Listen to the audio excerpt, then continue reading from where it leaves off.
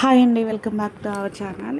ఈసారి అయితే మేము ఆంధ్రాకి రావడం చాలా హ్యాపీగా ఉంది. ఎందుకంటే ఎప్పుడు వస్తాము, ఈసారి కొంచెం స్పెషల్ ఏంటంటే మా ఊర్లో వచ్చేసి ఆంజనేయ స్వామి టెంపుల్ అయితే కట్టారు. అది ప్రతిష్ట మాట. అందుకోసమని మేము వచ్చాము. అంటే సమ్మర్ హాలిడేస్ కూడా ఇంకా ఉన్నాయి కాబట్టి మళ్ళీ స్కూలు స్టార్ట్ అయిపోతుంది అనేసి మేము వచ్చాము అంటే 3 డేస్ కూడా ఇక్కడ టెంపుల్లో హోమాలు అవి కూడా 3 డేస్ పూజలు అవి చేశారు. చేసిన తర్వాత థర్డ్ డే వచ్చేసి ప్రతిష్ఠ అయితే కంప్లీట్ అయిపోయింది. అన్నదానం కూడా ఇక్కడే గ్రాండ్గా ఆ రోజే చేశారు. ఇక్కడ వచ్చేసి మేము మా అమ్మగారి ఇంటి దగ్గరికి వచ్చాము. ఇక్కడ ఈ 3 డేస్ అయితే మేము టెంపుల్కి వెళ్ళడం రావడం, ఇంకా మా ఇంట్లో ఇంకా మా రిలేటివ్స్ అందరూ కూడా చాలా బాగా ఎంజాయ్ చేసాము. ఆంజనేయం టెంపుల్ ఇది వరకు కూడా ఉండేది మాకు.